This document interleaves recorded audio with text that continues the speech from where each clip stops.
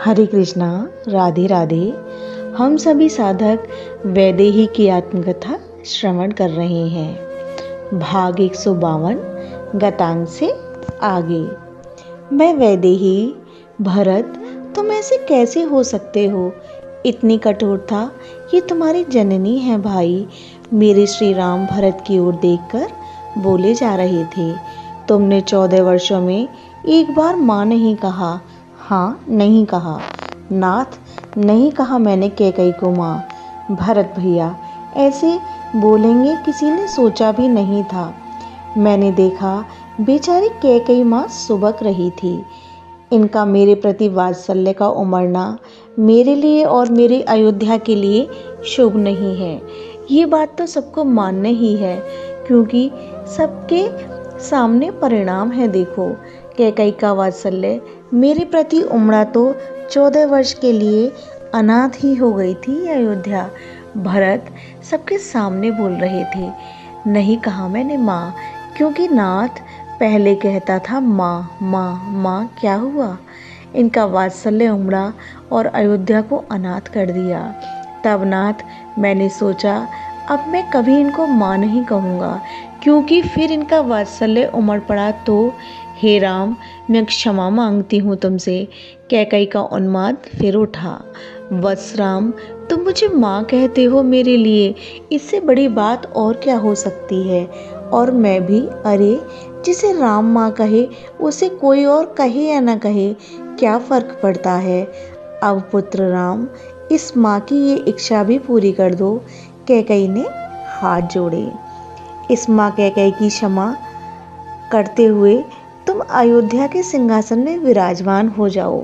भरत भैया ने जैसे ही ये सुना, इस बात से प्रसन्नता हुई भरत भैया को। उनका मुखमंडल खिल गया था। माँ, राम सदैव आपका है। आपका आदेश मैंने कभी अस्वीकार नहीं किया, फिर आज कैसे कर सकता हूँ?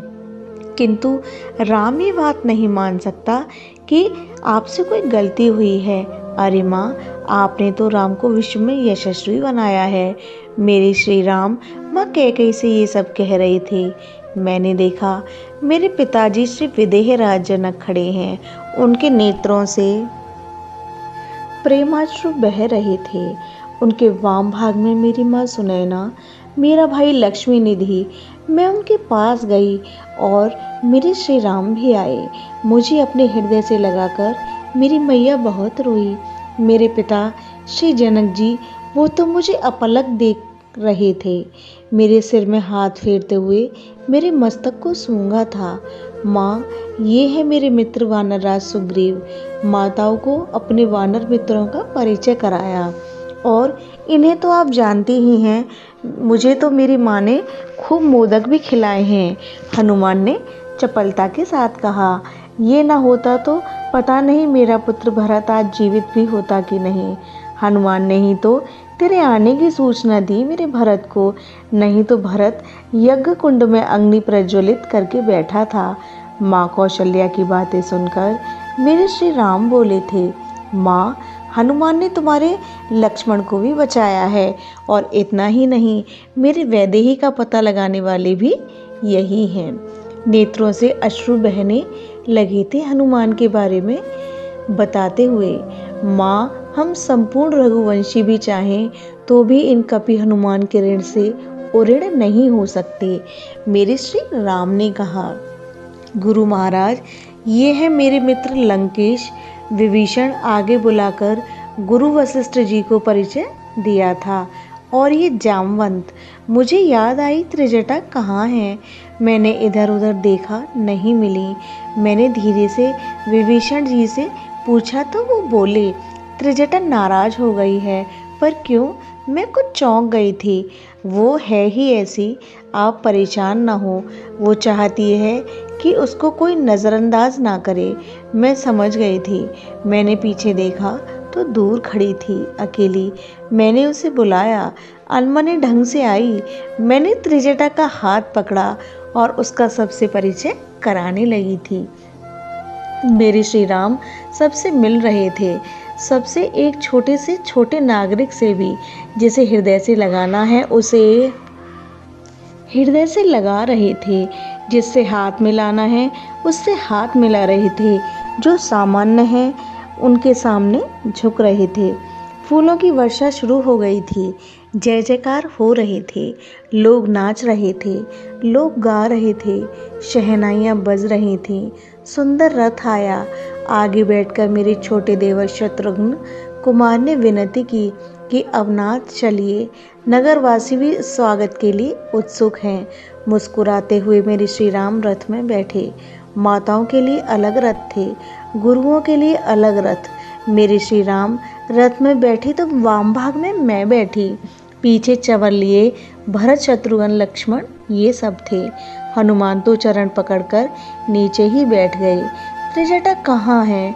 मैंने फिर देखा जब रथ चलने लगा था। भीड़ में दिखाई दी त्रिजटा। उसके पिता विभीषण जी अपने रथ में बिठा रहे थे, पर वो मान नहीं रही थी। मैंने त्रिजटा को आवाज़ दी। पहले उसने अनसुनी कर दी। फिर जब लोगों ने उसे कहा सिया महारानी आपको बुला रही हैं, तब मेरी ओर देखा था उसने। मैंने हंसते हुए उसे बुलाया। अब वो खुश लग रही थी। आई और मेरे बगल में खड़ी हो गई। मैंने त्रिजटा के मुख को देखा। अब ठीक है इसका मूड। नगर द्वार पर हमारा रथ रुका था। बस फिर क्या था, लोगों ने अक्षत दही केसर अबीर फूल ये सब हमारे ऊपर बरसाने शुरू कर दिए थे। महामंत्री सुमंत्र जी बहुत नाराज हो रहे थे। लोगों को समझा भी रहे थे कि ज़्यादा कुछ मत फेंको, चोट लगेगी। पर लोग कहाँ मानने वाले थे। आज 14 वर्ष बाद तो लोग हंस रहे थे। अयोध्या मुस्कुराई ही है 14 वर्ष बाद। मार्ग फूलों से अटा पड़ा था। सुगंधित इत्र छीटा गया था।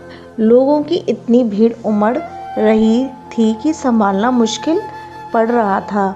पर मेरे श्री राम सबको छू रहे थे। रथ में बैठे मेरे श्री राम को छूने के लिए सब दौड़ पड़े थे। महामंत्री सुमंत्र सबको हटा रहे थे, पर मेरे श्री राम ने किसी को मना नहीं किया। ये तो मंथरा का महल है ना? मेरे श्री राम ने पूछा। जी, महामंत्री सुमंत्र ने कहा। हाथ के इशारे से रथ रुकवाया मेरे श्री राम ने। रथ रुका तो उतरे श्री राम। उनके उतरते ही महामंत्री ने तुरंत व्यवस्था संभाली। भीड़ को रोक दिया। आश्चर्य, और मुझे ही आश्चर्य नहीं हुआ। अयोध्या में इस दृश्य को जिसने देखा, राम तुम धन्य हो, यही कहा सबने। मंथरा द्वार खोलो। मेरे श्री राम ने जाकर द्वार खटखटाया। कैकेयी माँ रो गई इस दृश्य को देखते ही। माँ कौशल्या ने उन्हें उतरने के लिए कहा। कैकेयी माँ भी मंथरा के महल के द्वार पर खड़ी हो गई थी। मंथरा द्वार खोलो, देखो कौन आया है। कैकेयी माँ ने अब आवाज़ लगाई। नहीं, मुझे मारने के लिए अयोध्या की भीड़ आज उमड़ पड़ी है। मुझे मार देंगे ये लोग। मैंने बहुत बड़ा अपराध किया है। अरे पागल, द्वार खोल, देख मैं आई हूँ। और देख तो कौन आया है तेरे द्वार पर, चिल्लाकर बोली थी माँ कैकेयी। धीरे से द्वार खोला मंथरा ने। तब उसने क्या देखा, आहा, नीलमणि राजीव नयन। श्री राम, राम तुम। चरणों में गिर गई मंथरा और हिलकियों से रो पड़ी थी। मैं ही हूँ तुम्हारे अयोध्या को बर्बाद करने वाली। 14 वर्ष के लिए यहाँ के नर नारियों को दुख के समुद्र में डुबो देने वाली मैं ही हूँ राम। मुझे दंड दो, मुझे मृत्यु दंड दो। मेरे श्री राम के वलकल पकड़कर दहाड़ मारकर रो पड़ी थी मंथरा। बड़े प्रेम से उस मंथरा को उठाया मेरे श्री राम ने। नहीं, आपका क्या दोष, अपितु आप अगर ऐसा नहीं करती ना तो पृथ्वी का कष्ट कैसे दूर होता। बेचारे ऋषि मुनि रावण के आतंक से त्राही त्राही कर रहे थे, उनका क्या होता। मंथरा को आगे लेकर आए मेरे श्री राम। प्रजा उमड़ रही थी। मंथरा को सबके सामने कहा, आप निर्दोष हैं और आपको जो दोष देता है वो दोषी है। राम तो यही मानता है। मंथरा को सबके सामने प्रणाम करके मेरे श्री राम फिर रथ में बैठ गए। मुझे अपनी बहनों से मिलना था। मुझे जल्दी से जल्दी बहनों के साथ उनके महल में जाकर खूब बातें करनी थी। जी, गवाक्ष से श्रुति कीर्ति चिल्लाई। मैंने ऊपर की ओर देखा तो वो छोटी हाथ हिला रही थी। यह प्रसंग अब यहीं विश्राम लेता है। हरे कृष्णा, राधे राधे।